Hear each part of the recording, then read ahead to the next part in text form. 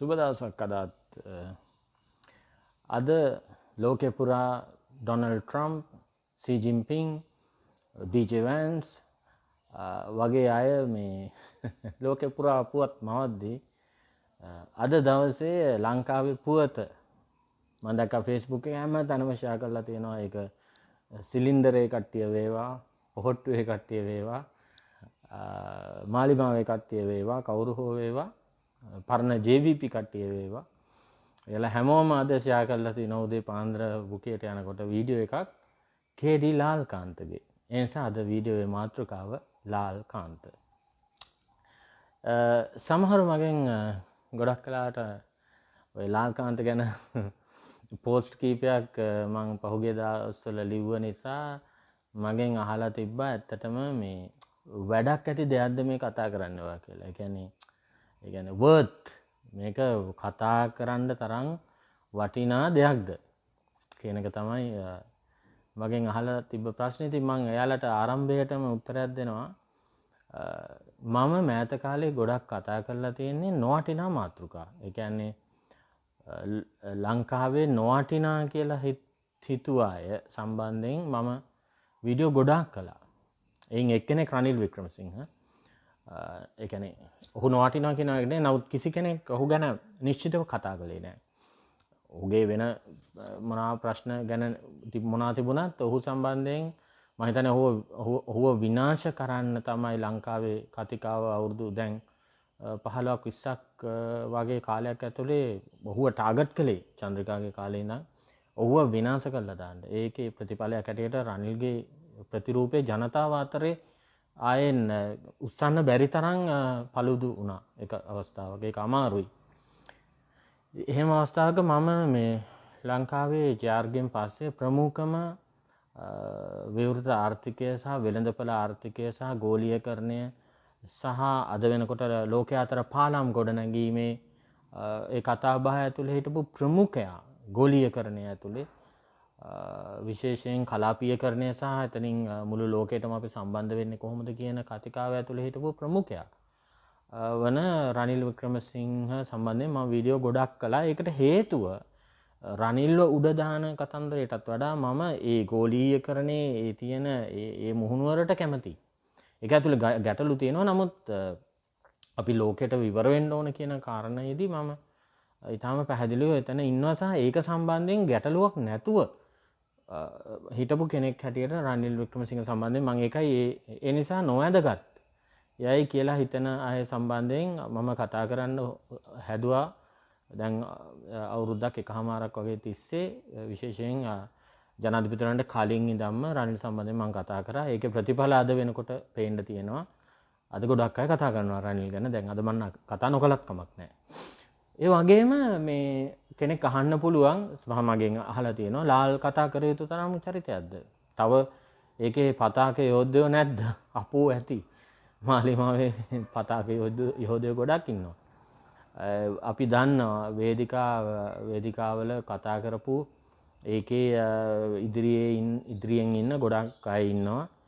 නමුත් ලාල් යනු සුවිශේෂ චරිතයක්. අර හෙගල් කියන අර පර්ටිකුලර් ඒ කියන්නේ සුවිශේෂ චරිතයක් හැටියටයි මම හඳුනාගන්නේ. ඒක මේ මම හිතන්නේ මෑත කාලය ඇතුලේ ජනතා විමුක්ති පෙරමුණ ගැන සහ ලාල්කාන්ත ගැන කතා කරනකොට තිබුණ කතිකාව ඇතුලේ ඕක තිබුණා. ඒ කියන්නේ ලාල් යනු අර ජවිපේ ජනතා විමුක්ති පෙරමුණේම නැත්තම් ඔය කියන මාලිමාව නම් මොකද්ද කියලා ඩිෆයින් කරගන්න බෑ. ඒක ඇතුලේ තිබ්බ අර විනයගත රාමුවේ සහ දැන් අද වෙනකොට හුඟක් පාර්ලිමේන්තු මන්ත්‍රීවරු ඉන්නවනේ මාලිමාවේ සද්ද නැති. ඒ කියන්නේ සද්ද නැහැ කියලා කියන්නේ එයාලා කතාව සීමා කරලා තියෙන වෙන කාරණාවක් නෙවෙයි. ඒ වගේ අර ජවිපේ ඉන්නවා ඒ කතිකාවෙන් ඔබ්බෙහි. ඒ කියන්නේ ජවිපේ දීලා තියෙන ඇඳලා තියෙන යම්කිසි කෝඩිනේෂන් ටිකක් තියෙනවනේ. මෙන්න මේ ටික තමයි කතා. දැන් ඔය අපි දන්නවා ඔය මේ කවුද මේ ඔය හේවගේ කියන മന്ത്രിවරයා නලින් හේවගේ. ඒ වගේ අය ගත්තාම අන්න ඒ කොන්ටුවර්ස් ඇතුලේ කතා කරන්නේ. එයාලාට ඒ දීලා තියෙන ඒකයි කියන්නේ අපි කතා කරන්නේ අපේ ක්‍රවුඩ් එකට කියලා. එතකොට ඒක ප්‍රශ්නේ තියෙන්නේ එතනින් එහාට ඒක යන්නේ නැහැ. එතනින් එහාටනේ කතා කරන්න ඕනනේ. යාළුවා ක්‍රවුඩ් එකට කතා කරලා ඇති වැඩක් නැහැ නේ. එතකොට අර ඒ දීලා තියෙන අර මැප් එක ඇතුලේ විතරයි කතා කරන්නේ. කතා කරන්නේ මොනවද? ඒගොල්ලෝ දන්නවා. මේකේ තියෙන මේ කරපු වැඩ ටික මේවා තමයි අපි ආර්ථිකය ගොඩගත්ත හැටි වගේ ඔය වගේ මොන හරි දීලා තියෙන ටිකක් තියෙනවානේ. ආර්ථිකය කවුද ගොඩගත්තේ නැත්තේ කියන එක වෙනම කතන්දරයක්. එතකොට ඒ ආකෘතිය ස්ට්‍රක්චර් එක ඇතුලේ එහෙම නැත්නම් ඒ දීලා තියෙන ඒ කොන්ටුවර්ස් ඇතුලේ කතා කරන එක අපි සාමාන්‍ය විනයගත කියලා කියන්නේ ඕකට තමයි. ඒ කියන්නේ දෙන ලද මැප් එකක් ඇතුලේ එහෙම නැත්නම් දෙන ලද ආකෘතියක් ඇතුලේ කතා කරන්නේ. අපි හුඟක් වමේ අයගේ එක දැකලා තියෙනවා. දැන් වමේ විතරක් නෙමෙයි. දක්ෂිණාංශික ලිබරල් අයගේ පව එක තියෙනවා. ඒ දෙන ලද එයාලා හිතින් හිතාගත්ත මේ මැප් එකක් ඇතුලේ ඉඳලා තමයි තමන්ගේ කතිකාව මෙහෙවන්නේ. එයින් අදහස් කරන්නේ එක වැරදි දෙයක් කියන එක නෙමෙයි. ඒ කියන්නේ කිසියම් පක්ෂයක් කියනවා මෙන්න මේ ටික තමයිද කතා කරන්න ඕනන්නේ කියලා. ඇටැක් කරනවා නම් මෙන්න මේ විදිහට ඇටැක් එක කියලා එවන්නේ. අතන පක්ෂය ඇතුලෙන් ඒක කියනවා. අද කතා කරන්නේ මේ ටික. අද යන්නේ ඔයා. එයාලා තීරණය කරනවා. ඒක පක්ෂය ඇතුලේ තීරණය කරනවා. මේකට යවන්නේ කවුද? තීරණය කළා එයාව යවනවා. එතකොට ඒකේ ආකෘතිය ඇතුලේ තමයි එයාලා කතා කරන්නේ. ඉන් පිට කතා කරන්න බෑ ඇත්තම කියනවා. මොකද එයා වග කියනවනේ ආපස්සට ඒ Tamanට කතා කරන්න දුන්න කෙනාට. එතකොට එහෙම. නමුත් මෙන්න මේ ලාල්කාන්ත කියන චරිතයේ තියෙන්නේ ඉන් අදහස් කරන්නේ නැහැ. ලාල්ලේ විනයගත ආකෘතිය නැහැ කියලා. ඒක එහෙම එකක් අදහස් වෙන්නේ නැහැ. ඇත්තම ඔහුගේ කතා දිහා බලපුවාම තේරෙනවා ඒ විනයගත ආකෘතියෙන් ගොඩාක් වචනයක් පාවිච්චි කරනවා මෙතන ඩීවියේෂන්. ඒ ඩීවියේට් වෙන්නෙත් නැහැ. ඒ ආකෘතියෙන් එළිය කඩාගෙන එළියට පනින්නෙත් නැහැ. හැබැයි ආකෘතියේමත් නෙමෙයි යහු ඉන්නේ. මේක තමයි ලාල්ගේ තියෙන ඉතාම සුවිශේෂී තත්ත්වය. ඒකයි මේ නොයඳගත් කියලා ඔබලා හිතන. ඒකට හේතු ගොඩක් තියෙනවා මම හිතන්නේ. දැන් ලාල්කාන්ත ගැන කතා කරනකොට ගොඩක් අය මගෙන් අහන දේ තමයි ඔයා දන්නවද ලාල්ව? මම දන්නේ නැහැ ලාල්ව. මම කතා කරන්නේ ඔහු කතා කරන sannivedanaya කරන දෙයක් ගැන පමණයි. ඔහුගේ පිටුපස. ඔහු ඇත්තටම සාර්ථක ඇමතිවරයෙක්ද? ඔහු සාර්ථක මේ කියන්නේ පෞල් ජීවිතයක් ඇතුළේද ඉන්නේ? එහෙම නැත්නම් ඔහු සාර්ථක විදිහට ඉන්න මේ කියන්නේ පර්සනැලිටි එකක්ද? ඒක ගැන නෙමෙයි මම කතා කරන්නේ. ඒව සම්බන්ධයෙන් වෙන ප්‍රශ්න ඇති. මම කතා කරන්නේ ලාල් කියන ප්‍රසන්ටේෂන් එක. ලාල් කියන චරිතය තමයි ප්‍රසන්ට් කරන හැටි. ඒක ගොඩක් වෙලාවට වචන හරහා කරන්නේ. නැතුව ඔහු වෙන විදිහකට ප්‍රසන්ට් අනුරලා වගේ ඔහු මේ වේශ නිරූපණයක නැහැ. ඔහුගේ භෞතික ශරීරය ගත්තත් ඔහු මේකප් කරලා එතනින් ගෙපම කොණ්ඩේ ඩයි කරලා ට්‍රිම් කරලා එම විකාර ප්‍රමාණයක් කරගෙන නැහැ. රවුලත් ට්‍රිම් කරලා ඒක වෙනම කතන්දරයක් නැහැ. අනික අර ඒ නිකන් අර තියෙන මේ විකෘතිමය තත්වයක් නැහැ ඔහුගේ.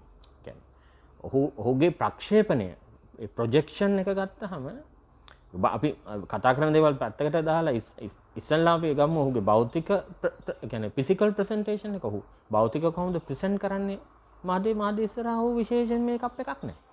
එන විදිහටම එනවා යන විදිහටම යනවා. විශේෂයෙන් කොණ්ඩේර හුලඟට අවුල් වෙලා නම් ඒක විශේෂයෙන් පීරන්නවත් එහෙම මොකුත් නැහැ. ඒ කියන්නේ එහෙම විශේෂ දෙයක් ඔහු තමන්ගේ ශරීරයට කියන්නේ ෆිසිකල් බොඩි ප්‍රසන්ටේෂන් එකට බොඩිලි ප්‍රසන්ස් එකක් තියෙනවානේ අපි. දැන් ඒ වගේ එකක් නැහැ. මොනවාක්වත් මේකප් එකක් මොනවාක්වත් එහෙම නැතුව බොහොම සාමාන්‍ය විදිහ ඔය සාමාන්‍ය කියලා මාලිමාව කියන දේහි ඇත්ත සාමාන්‍ය දේ ඇත්තටම ගත්තම ලාල් අනුර නෙවෙයි. අනුර සාමාන්‍ය නැහැනේ. ඒ කියන්නේ ඔහු අනුරට සාමාන්‍ය වෙන්නත් බෑ. ඒකට කියන්නේ හේතු ගොඩක් තියෙනවා. ඒ කියන්නේ ඇත්තටම ගත්තහම මේ කියන්නේ ඔහු ජනාධිපති කෙනෙක් හැටියට ජනාධිපති ඒ ප්‍රතිරූපය එහෙම නැත්නම් තව ගොඩක් අය ඔහුට දෙන උපදෙස් එක්ක ඒවා නඩත්තු කරන්න තියෙනවනේ ඔහුට යම් ප්‍රමාණයක්. ඒක නිසා ඒක ඔහුගෙන් බලාපොරොත්තු වෙන එක අසාධාරණයක් වෙන්න පුළුවන්. නමුත් අපි සාමාන්‍යයෙන් හිතනවා නේද මාලිමාවේ සරල බව කියන කතන්දරයක් ආවනේ. ප්‍රබුද්ධත්වයේ එක්කව මොකද්ද සරල බවක් එකක්. අන්න ඒ සරල බවට හොඳ උදාහරණයක් ලාල් කියලා කියන්නේ. ඔහුගේ ප්‍රසන්ටේෂන් එක. ඔහුගේ හැසිරීම ඔහු ඇමති ධූරය කියන්නේ ඒක දිවුරුම් දෙන්න යනකොට තනියම ගියා ගත්ත අසංකර වාඩි වුණා ඉවරයි. අර ඒ වගේ සරලකමක් ඒක නිකන් අර ආටිෆිෂල් නෑ. ඒක අර නිරූපණ සත්‍යයක් නෙමෙයි. ඒ කියන්නේ ස්ටේජ් ඔතෙන්ටිසිටි එකක් නෙමෙයි. කියන්නේ ඔහු ඒක නිරූපණය කරන්නේ නැහැ. ඒ නිසා ඔහුගේ ෆිසිකල් අපියරන්ස් එකත් මම හිතන්නේ ඒ සරල බවට හොඳ උදාහරණයක්. එක පැත්තක ඒක ඒ විදිහට බොඩි එකක් හැටියට රීඩ් කරොත්. අනිත් එක තමයි ඔහුට පුළුවන් වෙලා තියෙනවා අර ජනතා විමුක්ති පෙරමුණ ස්ටැබ්ලිෂ් කරලා තියෙන ඒක ස්ථාපනය කරලා තියෙන අර ඒ කියන්නේ අර විනයගත කතිකාවෙන් ගොඩක් ඉස්සරහට ඇවිල්ලා සාමාන්‍ය මිනිස්සුන්ට කතා කරන්න. එහෙම නැත්නම් අපි වගේ අයටත් ඇහෙන්න කතා කරන්න පුළුවන්. ඒක තමයි වැදගත්. මම ඒ ගැන නෝට් එකක් ලිව්වා Facebook එකේ. ඒ කියන්නේ ඔහුගේ කතා අහන්න එන ඔහුගේ ජනතා විමුක්ති පෙරමුණ හෝ මාලිමාවේ කට්ටියට අමතරව තව රින් එකක් ඉස්සරහට යන්න. තව වලල්ලක් ඉස්සරහට ඔහු කතා කරනවා. තව ඉස්සරහට. ඉතින් ඒ වගේ කතා කීපයක් පහුගිය දවස්වල අපිට අසන්නට දකින්නට ලැබුණා. ඒවා ගොඩාක් ලොකු පරාසයක කතා නෙවෙයි. නමුත් ඔහු කුඩාවට තැන් තැන්වල සෝෂල් මීඩියා වල කරපු සහ ස්ටේජ් වලත් කතා කරපු අවස්ථා කීපයක ඔහු අර සාමාන්‍ය මාලිමා JVP කාර්යෝ පිළි නොගන්නා ගර්හිත වෙලා ඉන්න JVP කාර්යෙක් පිළි නොගන්නා දුරකින් ඔහු තව ඉස්සරහට යනවා. ඒ කියන්නේ කවදාකවත් නලින් හේවගේ වගේ මිනිහෙක් කවදාකවත් පිළිගන්නේ නැහැ නේ නිකන් රනිල් යම් කිසි දෙයක් මෙතන කළා කියලා වගේ ඒක එයාලා පිළිගන්නේ නැහැ. ඒ කියන්නේ එහෙම පිළිගන්න තරම් එහෙම මං හිතන්නේ පෘතුල බවක් තියෙන මිනිස්සු නෙවෙයි යාලා. නමුත් ලාල්ට පුළුවන් වෙනවා අර තමන් ඉන්න ස්ට්‍රක්චර් එක ඇතුළෙම ඉඳගෙන ඒක එළිය පිළිගන්න. ඒ කියන්නේ in and out situation එකක්. ඔහු ඒක ඇතුළෙත් ඉන්නවා. ඔහු ඒකෙන් යම් දුරකට එළියටත් යනවා.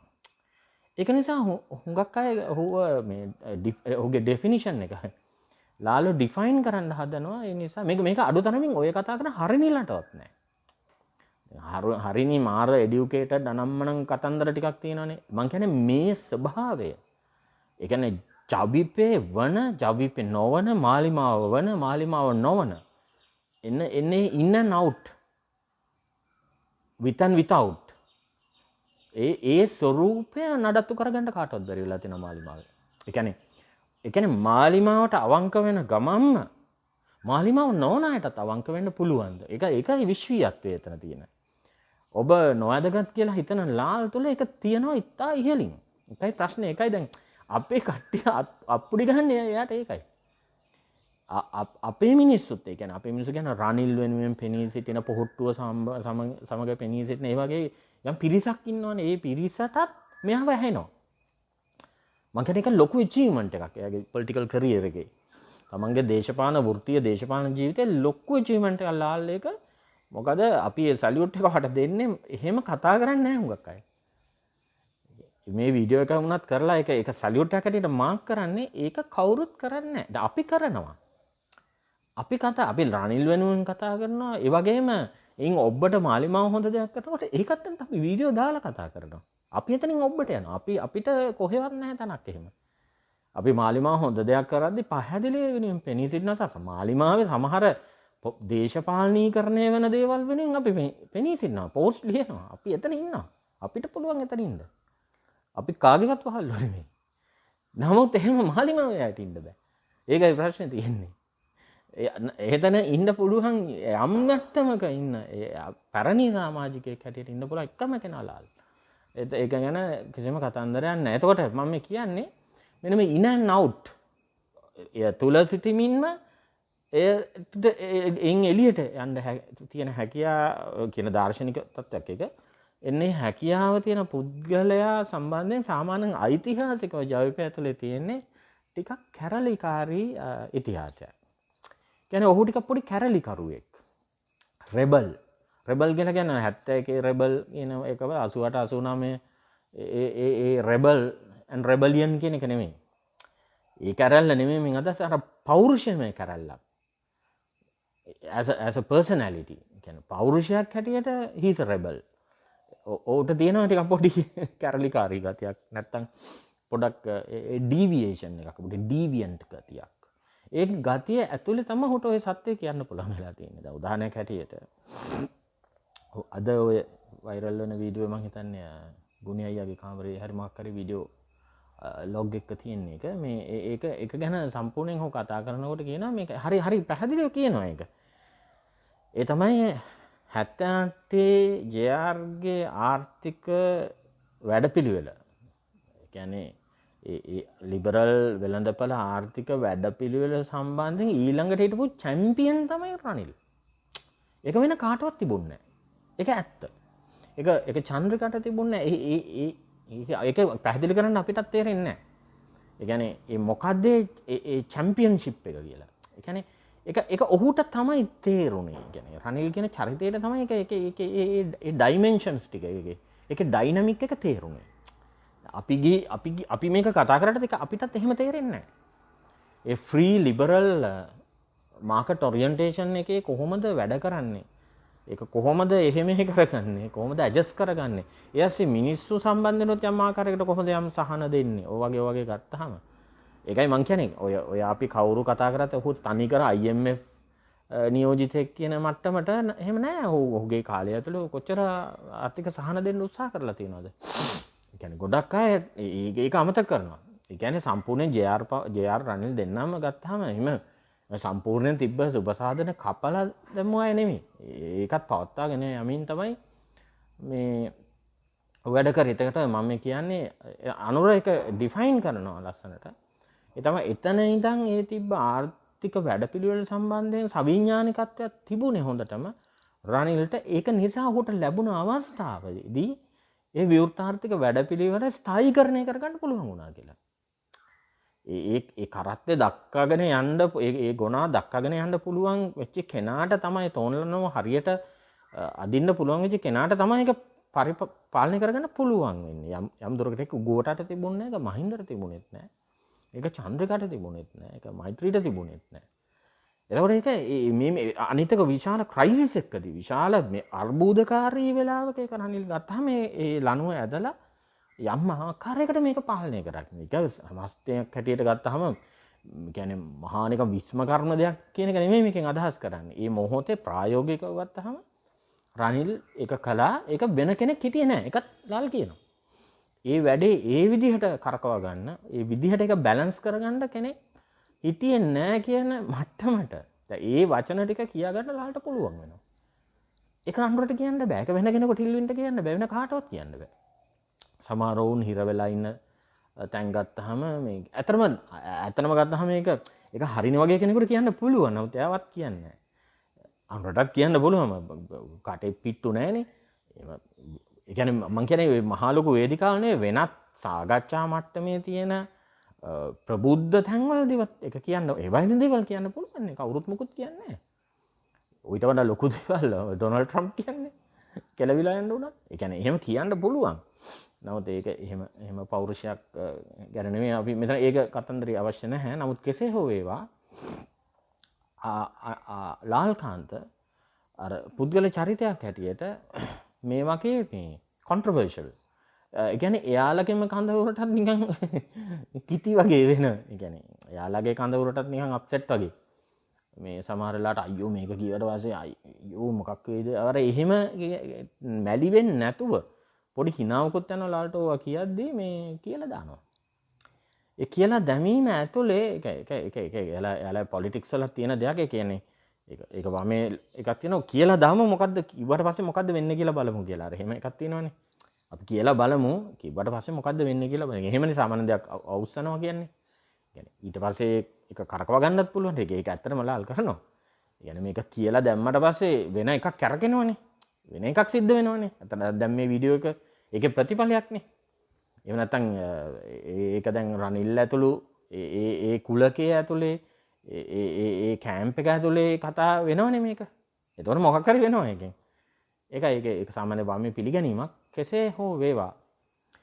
ඊට වැදගත් කාරණය තමයි ලාල් වගේ කෙනෙක් ගත්තාම ඒක අපිට ඉගෙන ගන්න තියෙන දේ තමයි ඔහුගේ ලොකේෂන් එක. අර හොමිකේ බාබා කියන මේ යටත් විජිත දර්ශනිකයෙක් ඉන්නවා. ඔහු කියනවා මේ අපි ඉන්න ලොකේෂන් එක හරි වැදගත් කියලා. පෝස්ට් කොලොනියල් ලොකේෂන් එක. එතකොට අර ඒ වචනේ ගත්තොත් අපි ඒ විදිහට දැන් ලාල්ගේ ලොකේෂන් එකයි වැදගත් වෙන්නේ මෙතන. ඒ කියන්නේ ලාල් ලොකේට් වෙන්නේ සම්ප්‍රදායක ජනතා විමුක්ති පෙරමුණේ කතිකාව ඇතුලේ. එතකොට ඒ සම්ප්‍රදාය ඇතුළෙත් ඔහු ලොකේට් වෙනවා. ඒ තමන් හිටපු ජනතා විමුක්ති පෙරමුණේට ඉතිහාසයක් තියෙන ඉතිහාසයේ සම්ප්‍රදාය ඇතුළේ තමයි. ඒක නිසානේ ඔහු කියන්නේ ඔව් අපි ගැහුවා ඉන්දියන් හමුදාවට එරෙහිව කැරලි ගැහුවා. අපි ආයුධ අතර ගත්තා. ඔව් ගත්තා. මොකක්ද ඉතින්? ඉතින් අර ඒ මට්ටමට කියන්න පුළුවන් ඒ ඉතිහාසයේ ඇතුළේ ඉතින්. මම දන්නේ නැහැ ඔහු ඒ ඉතිහාසයේ ඇතුළේ හිටියද නැද්ද කියන එක නෙමෙයි මම කියන්නේ. දැන් ඒක ඉතිහාසයේ ඇතුළේ හිටපු අය කියනවා නෑ ඔය නෑ යාලා හිටියේ නෑ අරවා මේ.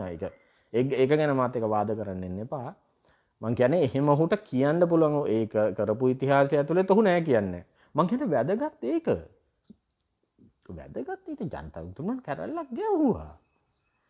එහු එහෙම එකක් වුණා ඒ වෙලාවේ තිබ්බ ඓතිහාසික තත්ත්වයන් යටතේ. ඉතින් ඒ එහෙම ගහලා තියෙන කැරල්ලක්. ඉන්දියන් හමුදාවට විරුද්ධව සටන් කරපු ඉතිහාසයක් තියෙනවා අපි දන්නවා. ඒක එහෙම තමයි. ඉතින් අද තියෙන තත්ත්වයට එක්ක ගත්තාම මේකේ පරස්පරතාව මතුවලා තියෙනවා වෙන්න පුළුවන්. නමුත් එදා තිබ්බ තත්ත්වය ඇතුලේ එහෙම ඉතින් කැරල්ලක් ගැහුවා. ඒක පිළිගැනීමේ ගැටලුවක් මම නම් දකින්නේ නැහැ කොයි ආකාරයකින්වත් සහ ඒක අවාසිය සහගතත් නැහැ. ඒ කියන්නේ ඒකයි මම කියන්නේ ඔහුගේ ලොකේෂන් එක ලාල්ගේ ලොකේෂන් එක අවාසිය සහගත නැහැ. ඒ කියන්නේ අවාසිය සහගත නැහැ කියලා කියන්නේ ඊළඟ පරම්පරාවටත් ඒකේ ඇත්ත කියන්න පුළුවන් නේ අපිට. අපි ඔව් මෙහෙම කළා. එතකොට ඒ එන කෙනෙක් Taman ළඟට එතකොට ඒ ඉතිහාසය ඇතුළට නෙන්නේ. එතකොට එතන කියන්න කාරණාවක් ඔවුන්ට තියෙනවා. ඉතින් අද දින තත්ත්වය ඒකත් ලාල් කියනවා. අද අපි ඉන්නේ විවෘත ආර්ථික වැඩපිළිවෙලක. රනිල් හිටපු තැනමයි. අපි අද එතෙන්ට ඇවිල්ලා තියෙනවා. ඉතින් ඒක පිළිගන්න පුළුවන් නේ වචන වලින් පිළිගන්නවා ඔව් ඒක වැදගත් ඒක. මම හිතන්නේ ජනතා විමුක්ති පෙරමුණ කරන වැදගත්ම දේත් ඒක. වචන වලින් සමහර දේවල් පිළිගන්නවා. මේක වුණා. ඔව්. ඊට පස්සේ දැන් මේක වෙලා තියෙනවා. ඒක පරිණාමය කරගත්තේ නැති එක වෙනම කතන්දරයක්. ඒක මම කලින් වීඩියෝ එකේ කිව්වා. නමුත් අද වෙනකොට අපි විවෘත ආර්ථික වැඩපිළිවෙලට ඇවිල්ලා ඉන්නවා. අද අපි IMF වැඩපිළිවෙලේ ඉන්නේ. අද අපි ඉන්නේත් එතන අද.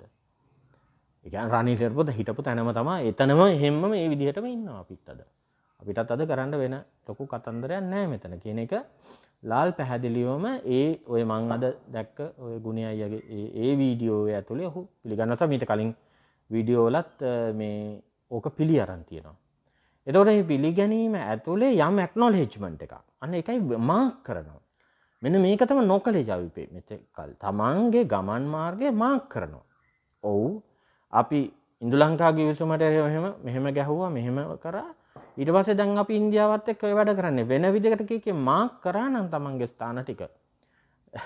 මේ සම්පූර්ණ වලට විරුද්ධ වෙන්නේ නැතුව මාක් කරා නම් මේ ප්‍රශ්නේ අද මෙහෙම නැහැ. කෙසේ හෝ වේවා අද හරි තමන් කරන දේ මාක් කරන්න මෙහෙම.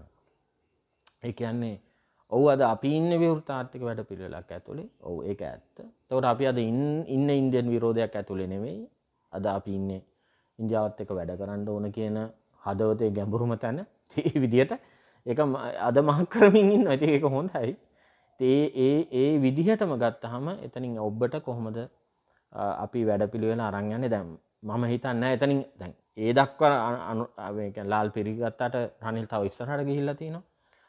කොහොමද මේ කලාපීයකරණය ඇතුලේ අපි නැවත රීප්ලේස් වෙන්නේ කියලා, ලොකේට් වෙන්නේ කියලා.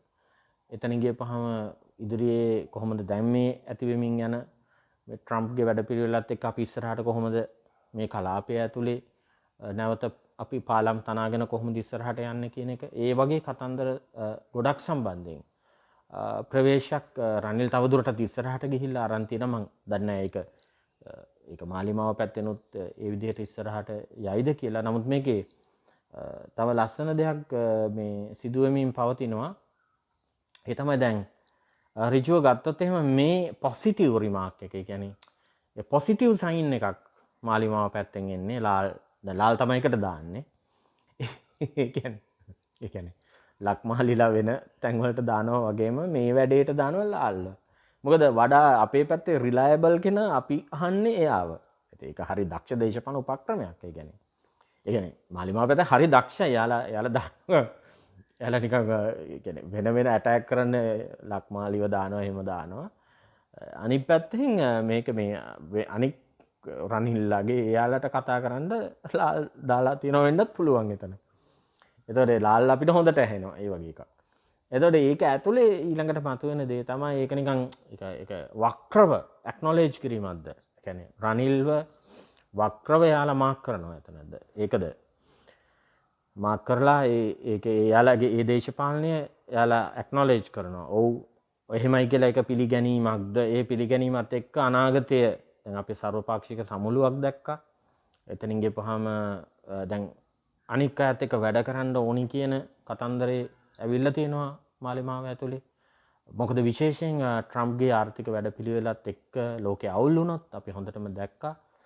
සිංගප්පූරු අගමැතිවරයා පැහැදිලිව කියනවා අපිට අලුත් පාර්ට්නර්ෂිප්ස් අලුත් මේ අපිට මේ පාර්ට්නර්ස්ලා හොයා ගන්න වෙනවා. අපිට අලුත් සම්බන්ධතාවලට යන්න වෙනවා. රිලේෂන්ෂිප්ස් වලට යන්න වෙනවා. වෙල් ලෝකයේ අපි මෙච්චර කාලයක් සමහරලාට ගනුදෙනු නොකරපු රටවල් එක්ක මම දැක්කා චීනය අලුතෙන් රටවල් එක්ක කතා කරනවා මෙක්සිකෝ වගේ. එතකොට ලතින් ඇමරිකානු රටවල් එක්ක කතා කරනවා. ඒ පැරණි මිත්‍රත්වය නැවත ඇති කරගන්න පුළුවන්. එතකොට මේ මාකට් එක නැති වුණොත් ඇමරිකන් එක්සත් ජනපද මාකට් එක මම දන්නේ ට්‍රම්ප් නම් තීරණ හෙට කරනවා මෙහෙට කරනවා වගේ තත්ත්වයක් තියෙන්නේ. මම හිතන්නේ ඔහු අසරණ වෙලා තියෙනවා මේ වැඩේ ඇතුලේ. කෙසේ හෝ වේවා මේ ඒ නිසා එවැනි තත්ත්වයක් එක්ක ලෝකයට මුහුණ දෙන්න ඕන වුණොත් මාලිමාවට තනියම මුහුණ දෙන්න බැරි වේවි. ඒකට ඇත්ත වශයෙන්ම මම හිතනවා ඒකට යම්කිසි අත්දැකීම් ප්‍රමාණයක් තියෙන යම්කිසි ඒ ඉතිහාසයක් තියෙන මිනිස්සු ඔවුන්ට ඕන වේවි. ඔවුන් ඒක හොඳටම දන්නවා. ඉදිරි මතවාදයක් පැහැදිලි මතවාදයක් කර අපි මතවාදයක් එක ඉස්සරහට යන්න ඕන තව ඉදිරි අවුරුදු 5 හෝ 10. එතකොට ඒකට මිනිස්සු අවශ්‍යයි. එතකොට ඒ තැනදී මේක නිකන් ලාල් දාලා කරපු පොඩි ඉන්විටේෂන් එකක්ද? එහෙම නැත්නම් ඒක නිකන් මාක් කිරීමක්ද? එහෙම නැත්නම් ඒක කුමන දෙයක්ද කියලා ඒක හිතන්න තව කල් තියෙනවා කියලා මට හිතෙනවා. කෙසේ හෝ වේවා ඒක සලකුණක් හැටියට අපේ පැත්තෙනුත් අපි මාක් කරන එක වැදගත්. ඒ කියන්නේ මේ කතන්දරේ මොකද්ද කියලා මාක් කරන එක වැදගත් කියලා මම හිතනවා. ඔවුන්ගේ පැත්තෙන් ඒක මාක් කරලා තියෙනවා කියලා මට හිතන එකේ යම්කිසි ඩිමාකේෂන් එකක් තියෙනවා.